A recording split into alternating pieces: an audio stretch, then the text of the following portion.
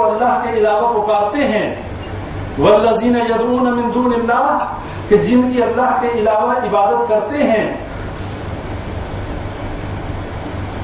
انہوں نے کچھ بھی نہیں بنایا، لا یخلقون شیئا وہم یخلقون، انہوں نے کچھ بھی نہیں بنایا، لا یخلقون وہم یخلقون، بلکہ یہ تو خود پیدا کیے گئے، ان کی تو تخلیق خود کی گئی۔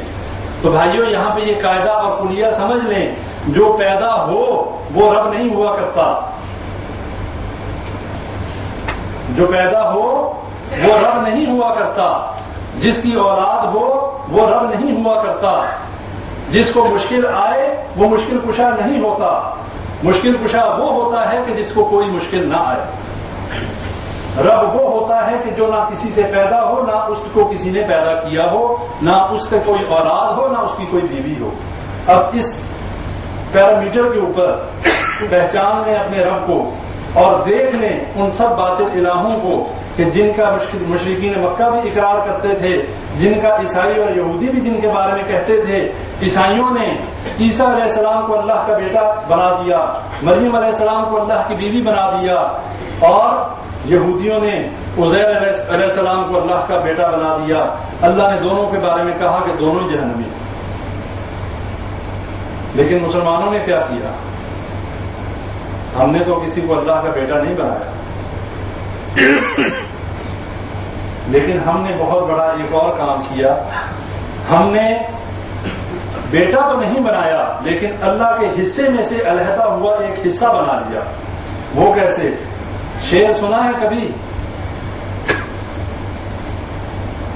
جو عرش پر مستوی تھا خدا ہو کر، اتر پڑا مدینے میں مصطفیٰ ہو کر۔ اب یہ شعر جو ہے،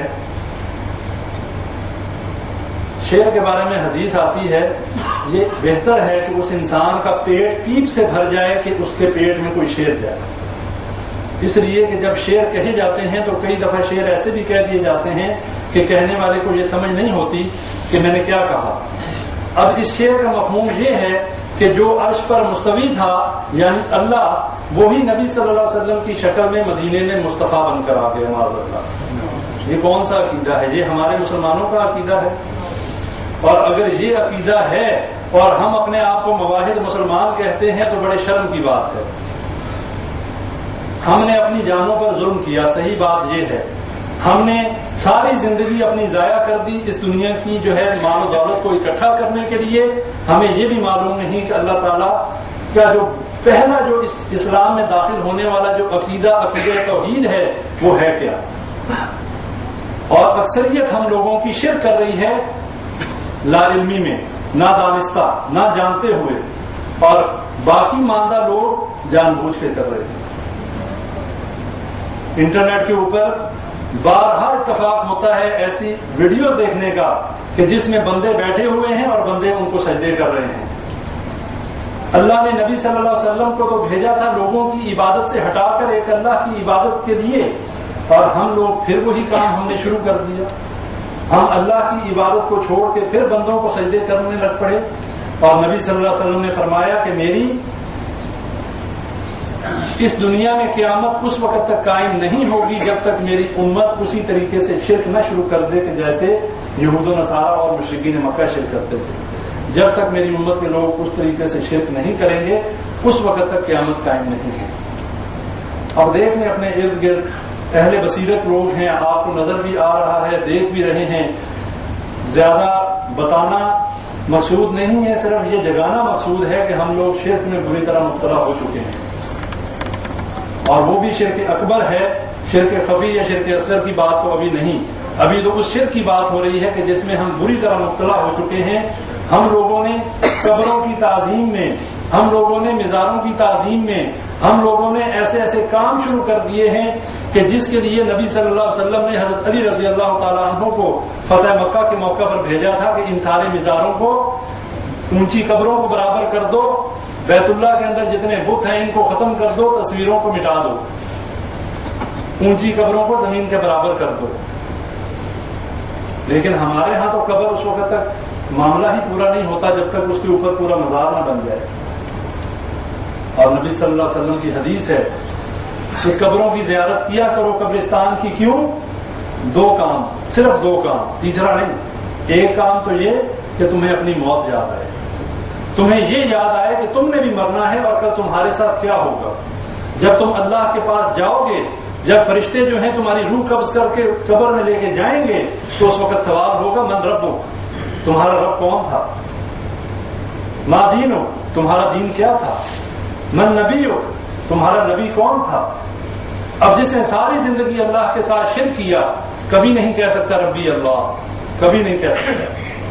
اس لیے کہ ربی اللہ وہی کہے گا جس نے اللہ ہی کو اپنا رب مانا، اللہ کے ساتھ نہ تو اللہ کی عبادات میں کسی کو شریک کیا، نہ اللہ کی صفات میں کسی کو شریک کیا، اور نہ ہی اللہ کی ذات میں کسی کو شریک کیا. اور جس نے شرک نہیں کیا ہوگا وہ تو آرام سے کہے گا ربی اللہ. لوگ کہتے تھے علی حجویری مشکل کشا ہے، لوگ کہتے تھے بری امام بری کرنے والا ہے، لوگ کہتے تھے لاہور کا علی حجویری داتا ہے. داتا کا مطلب کیا ہے؟ دینے والا. ہمیں کون دیتا ہے؟ پھر ہمارا داتا کون ہے؟ جب ہمارا داتا اللہ ہے تو بندوں میں سے کوئی داتا ہو سکتا ہے؟ اگر کوئی بندوں میں سے داتا ہو سکتا تو پھر ہر بندہ جو فوت ہوتا ہے اس کو غسل ہم دیتے ہیں، اس کو کفن ہم دیتے ہیں، اس کو اٹھا کر قبرستان میں ہم لے کے جاتے ہیں، قبر میں دفناتے ہم ہیں، اور اس کے بعد جیسے ہی دفن کر کے واپس آتے ہیں وہی مشکل کشا بن جاتا ہے. اور جو مر جائے وہ مشکل کشا نہیں ہوتا، جسے موت آ جائے وہ مشکل کشا نہیں ہوتا. اللہ حی لا یموت ہے، اللہ کے لیے موت نہیں ہے، اللہ کو اونگ بھی نہیں آتی. اور ہمارے مشکل کشا کیسے ہیں؟ جو مر جاتے ہیں اور اس کے بعد ہمیں ان کو دفنانا پڑتا ہے. اور یہ بات ذہنوں میں رکھ لیں کہ جتنے نیک لوگ اس دنیا سے گئے انہوں نے کسی کو یہ نہیں کہا کہ ہمارے بعد ہماری قبروں کو سجدہ گاہ بنا دینا. اور جو لوگ یہ کام جہالت کی وجہ سے کر رہے ہیں، جو لوگ جان بوجھ کر کر رہے ہیں، ان سے اس چیز کا مواخذہ ہوگا. اور قیامت کے دن اللہ کو کوئی بندہ یہ نہیں کہہ سکے گا اے اللہ میں تو جانتا نہیں تھا، میری تو نسلوں میں سارا یہی کام کرتے تھے، میرے آبا و اجداد میرے باپ دادا یہی کرتے تھے، اس لیے میں کرتا رہا، مجھے عذاب کیوں دیتا ہے؟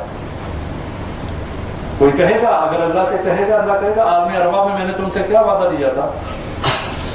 چلو تمہارے باپ دادا تو یہی کام کرتے رہے، لیکن عالم ارواح میں نے جب روحوں کو اکٹھا کر کے حضرت آدم علیہ السلام کے سامنے ان کو شکلیں عطا کر کے میں نے ان سے یہ وعدہ لیا تھا الست بربکم، کیا میں تمہارا رب نہیں ہوں؟ سب نے کہا تھا قالوا بلا، بے شک کیوں نہیں ہے اللہ، تو ہی ہمارا رب ہے. اللہ نے کہا یہ ساتوں زمین آسمان میں گواہ بناتا ہوں، حضرت آدم علیہ السلام کو بھی گواہ بناتا ہوں. اور قیامت کے دن اگر کوئی مجھے آ کر یہ کہے گا کہ ہم تو اپنے آباء و اجداد کے کہنے پہ چلتے رہے، وہ گمراہ تھے، ہمیں بھی گمراہ کر دیا، اے اللہ ہم پہ ظلم نہ کر، ہمیں کیوں عذاب دیتا ہے، ہماری کیا غلطی؟ تو یہ اللہ نے پہلے ہی یہ ایکسکیوز ختم کر دیا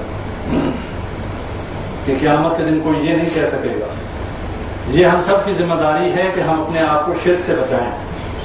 اور ابھی ہم عقیدہ توحید کے اس پہلو پہ بات کر رہے ہیں کہ جس کی سمجھ لینے کے بعد ہمارے اوپر بہت ساری ذمہ داریاں عائد ہوتی ہیں، یعنی کہ نماز، روزہ، حج، زکوٰۃ، یہ تمام عبادات، یہ اس کے بعد ان کا معاملہ آتا ہے اور وہ بہت ضروری ہے. لیکن بدقسمتی کہیں کہ ابھی ہم اس معاملے سے ہی نہیں نکل پائے کہ ہماری عبادات قبول ہوں اللہ کے دربار میں. جس قبولیت کے لیے جو شرط ہے وہ یہ عقیدہ توحید ہے. اگر کوئی شخص توحید کو سمجھے بغیر عمل کرتا رہے اللہ کے ہاں وہ قابل قبول نہیں ہے. اس لیے بھائیوں ہمارے لیے یہ ضروری ہے کہ ہم اس عقیدے کو سمجھیں. حضرت معاذ بن جبل رضی اللہ تعالیٰ عنہ کو نبی صلی اللہ علیہ وسلم نے یمن کی طرف بھیجا اور کہا کہ تم وہاں جاؤ گے تو وہاں جا کر